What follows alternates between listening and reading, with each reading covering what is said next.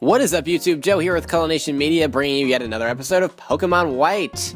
And in the last episode, what the fuck did we do? Oh yeah, we were hanging out on Route 13, and it was a lot of fun. We did some exploring and such, and we left off here in Lacunosa Town, or Lacunosa. Why do they make it so difficult to pronounce? It's really not that difficult to pronounce. I don't know what I'm talking about. Anyway, alright, we're just going to do some exploring and check out the houses here before we move on. So, just to make sure that we're not missing anything. I don't want to be missing any items, if possible. I know I've already missed items in previous episodes, but it hasn't been too bad. At least I'm making an attempt to find most of them. But yeah, so let's see what these people have to say. There are a lot of people in this world. Oh, great. You have nothing interesting to say. I really don't want them to tell me anything. I just want them to give me shit. That's all I care about at this point. We're done the storyline. So yeah, I got everybody up to level 70. I don't know if they were at level 70 in the last video. I don't think they were. So this was off-screen training. I do all of my training pretty much off-screen, just because it takes a while. I mostly just spam fighting, Audinos at this point, because it's not like it matters for their EVs or anything. They're already completely EV trained, although they're all randomly EV trained, but that's okay. So in this episode I decided to not go ahead and go fight Kiram, even though we were right by where the Giant Chasm is, because it's just off of Route 13 actually, and Route 13 is right outside of Lacunosa Town. I decided to go to the Challenger's Cave because I just realized that we haven't done this yet. Ah shit, we need Flash. Damn it. Alright, I did not bring anybody that has Flash, I don't think, so we're gonna have to improvise here. Thankfully it's not an HM, so you don't have to go back to the move deleter every single time that you need to, use Flash if you teach it to a Pokemon that you don't want to have to know it, so I'm just going to teach it to, I guess Zebstrika. Why not? We'll give it to him. And we'll get rid of Thunderwave. Oh, this works out perfectly. We'll get rid of Thunderwave. Not too bad. It's not a move that I need, desperately. And then when we get out of the cave, since Thunderwave is a TM, I can just teach it to Zebstrika and get rid of Flash. Oh, this was perfect. Okay, so basically what this is, it's just a cave with, trainers and strong Pokemon and stuff. There's not really any point in doing it. You get some decent items and a TM or two that are also worth it. But other than that, it's a completely optional thing. It's only available in the after game, so you have to have beaten the Elite Four for this to be unlocked. But yeah, like I said, I figured I might as well do it. It's one of the more important things as far as the after game. Or not important, but, one of the... I don't know. I don't know what I'm talking about. Whatever. I don't care. So, yeah, let's just give the lucky egg to somebody here. Let's see. We'll put Chandelure out in the front. I feel like I haven't battled with Chandelure in a while. And, yeah, we'll give him the lucky egg. Sure, why not? I love Chandelure. I need to get a Chandelure trained up for my Pokemon X and Y team. That's what I need. So let's battle this guy. There's not really any getting around him. And yeah, I don't think I mentioned it, but that rock had an ether. Yay, hidden items for the win. Okay, so Ace Trainer Terry, he's gonna start off with a Dratini at level 63. Again with the Pokemon that are not evolved, but at level 60 something. Why? Why is that a thing? So I'm just going to go for the Shadow Ball there. And yeah, Dratini goes down very easily. It would be totally different if they were unevolved and they were all holding Eviolite. Now that would be a challenge. Hear me, Game Freak? Eviolite Pokemon. Okay, so he's going to go into his Sudowoodo here. I've got my Seismitoad out here. And we'll go for a Surf.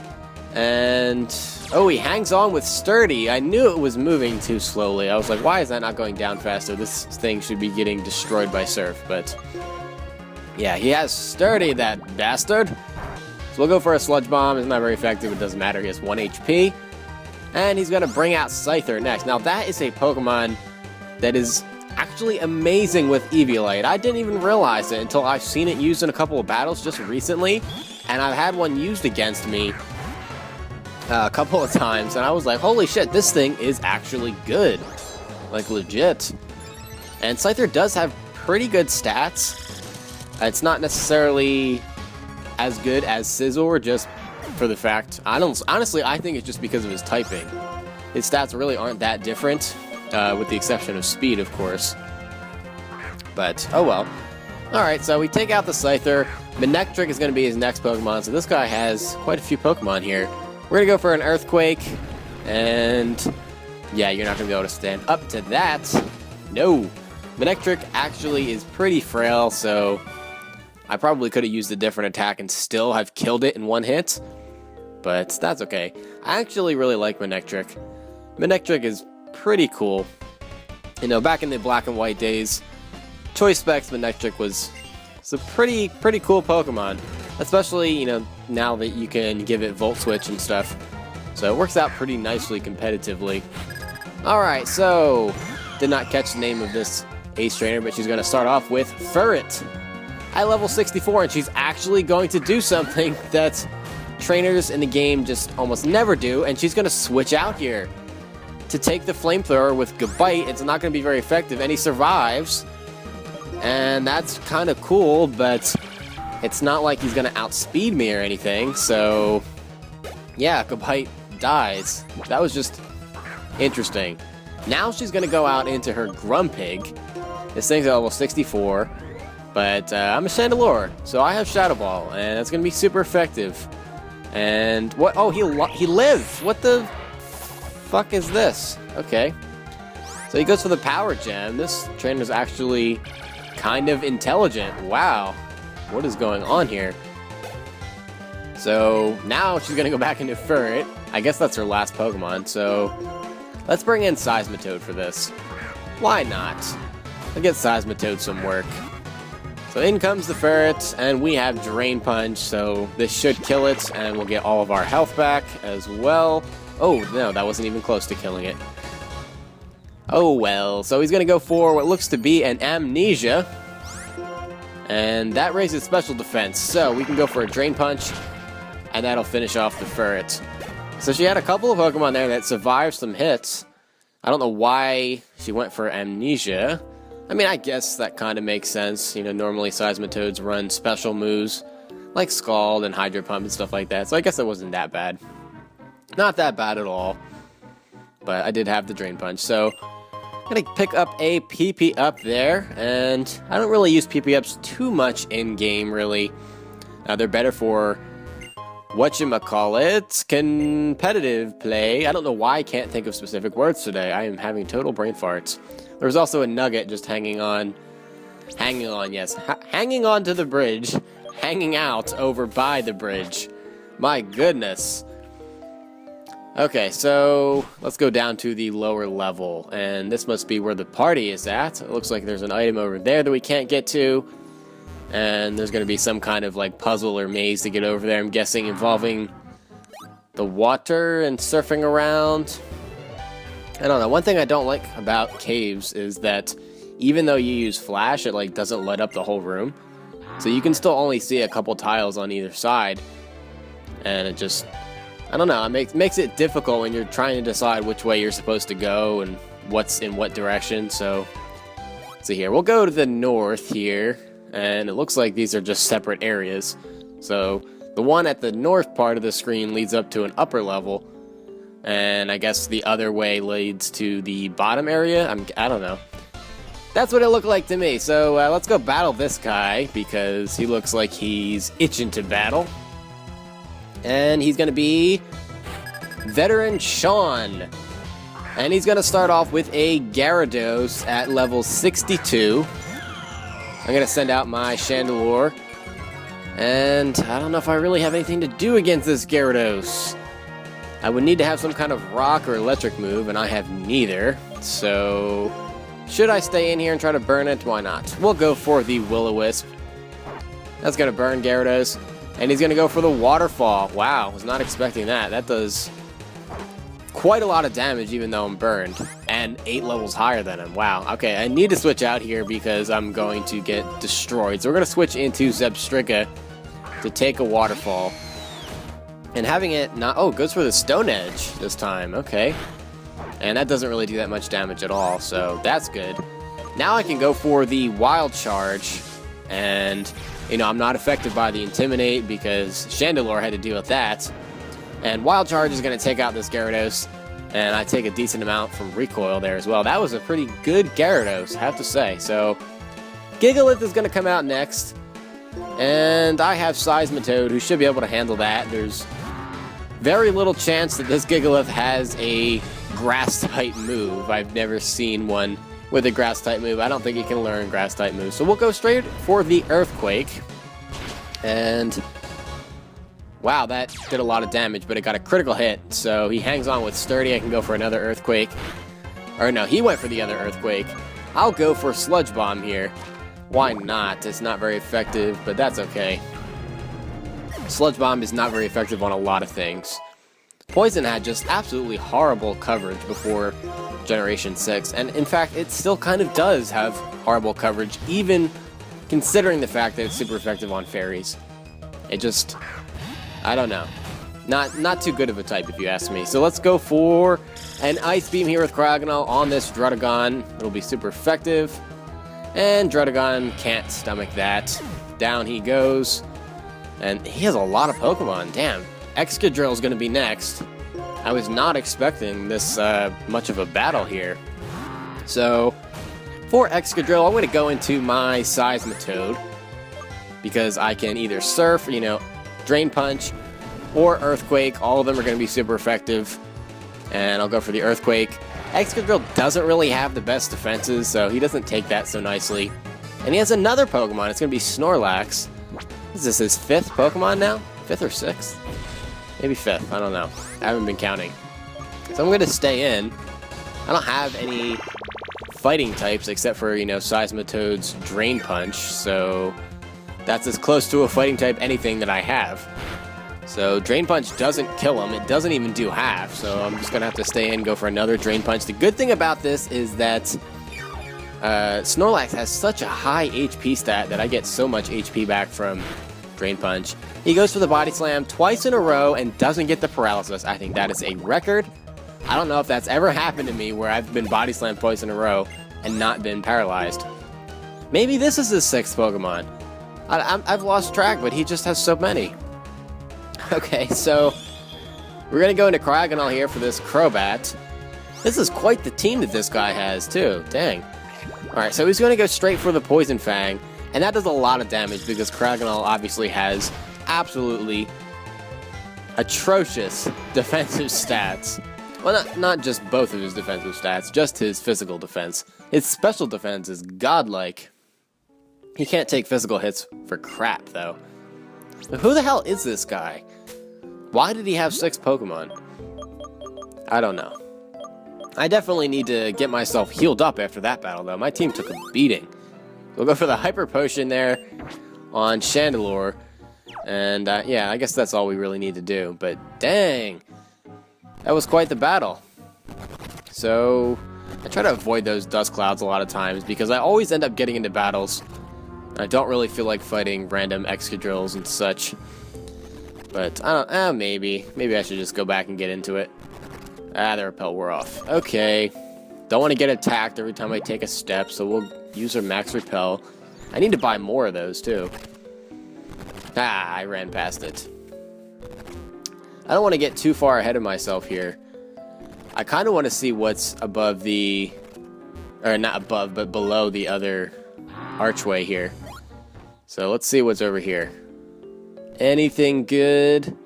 Oh, just that. I should have done that first. Damn it. Why did I do that? So I had to run all the way back this way just for that. Definitely not worth it.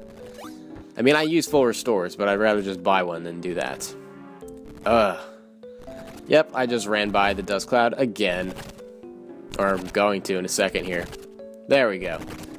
Yeah, I don't care about dust clouds. It's not worth trying to get a gem or two. I don't really use them anyway. They don't really have that much of a use in-game, honestly. they're much better competitively. And it would help, Game Freak, if you would release a couple of gems for Gen 6 somehow. I don't know how you would at this point. We might have to wait for the next game, but still. So I get a max ether there from the rock. You know, one of those classic suspicious rocks that just looks like they're trying to hide an item. Pick up the timer ball there as well. I don't know if we'll need that for anything. Maybe for Kyurem, so I guess that could be kind of useful if Kyurem just decides to be stubborn. This was definitely a suspicious rock, and it had a star piece, so I can sell that for some good cash. And it looks like there's no other items over here. Well, there's somebody to battle if I haven't battled you already. I'm kind of confused on where I am. Apparently I had to talk to this person to battle them. That's unusual. Most of the time, trainers can see you from like miles away, and they're like, hey, let's battle, but not this person. So, she's going to start off with a Wormadam at level 64. And yeah, it's going to shudder because I can beat the shit out of it with Flamethrower. It's exactly what I'm going to do. Consider yourself torched, Wormadam. That was the Trash Cloak Wormadam, so it was Steel and Bug type. So that was going to be 4 times super effective. Cloyster is going to be next. And let's see, should I switch out? I guess I'll switch out into Zebstrika. I don't know. Cloyster takes physical attacks pretty well, but Zebstrika hasn't really gotten a lot of action, so I feel like I should let him kill something. So we'll bring in Zebstrika, go for the Wild Charge here. It's going to be super effective on Cloyster. Oh, it doesn't kill him. It doesn't kill him. Thankfully, I avoided the Icicle Crash there, or that could have been really bad. Zebstrika would be dead. Wow. Lucky, alright. Zebstrika kills off the Cloyster, and Ninetales is going to come in. So I am going to have to switch out Zebstrika here. And I think the only other person on my team that I have right now that I haven't used in this video so far is going to be Archeops, so we'll bring him in. And we'll go for a Rock Slide on this thing because, yeah, Ninetales has much better special defense than it does physical defense. And when Archeops is not below half health, you know, having to activate that whole defeatist ability, its attack is pretty high. I think it's like base 140 or something like that. So we can go for an Acrobatics there on Leavanny, and that'll kill it off, and that's the end of that battle. So that was a little bit of a longer battle too. She had quite a few Pokemon. Not 6 like that other dude, but still quite a few. So like I said, there's some interesting trainers here. So there's a black belt there, and that's a held item that increases the power of fighting type moves. Probably will not use that because I don't have a fighting type that I'm really using. And like I said, the only Pokemon I have on my team that has a fighting type move in the first place is Drain Punch on Seismitoad. Picked up an Oval Stone there. That will help you evolve Happiny if you have one. Obviously, I do not, and I probably won't in the near future, so won't be of use to me really, but hey, why not? I like collecting items. I need to use another Repel before I get swarmed by, let me guess, Tentacool in here? Something like that. I don't even know what is in here. I don't care at this point. I'm not in here for wild Pokemon. Now, I think I battled you. I think I'm just back where I was before, so the only point of that was getting a black belt, I guess. And this suspicious rock right here is going to be hiding a rare candy for us. Rare candies are always good. And a protein over here just hanging out on the ground. And one more item. That is the item that we saw when we came in that we could not get to. The entrance is right above us. And that's TM71, which is Stone Edge, and that is the main reason to come here, to pick up that TM. So, Stone Edge is a 120 base power rock type move. It's a physical move, 80% accuracy, so definitely an awesome move. Most rock types, fighting types, stuff like that like to use it. So, alright, now we're going to be going for some sages in the next episode. We don't have many left at all, but the one that I want to get is going to be in Chargestone Cave. So we're going to fly to Miss Stralton, you know, the place with the airport and everything. And we'll get ourselves healed up here, as my Pokemon did take a beating. I had to heal up at least one that I remember throughout those battles, so yeah. Alright, let's try to not heal our Pokemon more than once, like I like to do. I press A way too many times. I need to just keep calm and press A. Okay, so let's pick up Superior. Why not, right? We'll get rid of... Yeah, there we go. Okay, so... Now we can... Let's see, go into our bag here, and yeah. Want to get rid of Flash on Zebstrika. We don't need that anymore. I do not like Flash as a move. I don't like moves that reduce accuracy, so... We'll give him his Thunder Wave back, and that's that. Now, in the next episode, we'll head into Chargestone Cave in search of the next Team Plasma Sage. But that's going to be it for this time, guys. Thank you very much for watching, and please leave a like on this video if you enjoyed it. Only maybe 5 or 6 episodes left, so yeah, we're definitely coming down to the end, guys. I will see you in the next episode. Game on!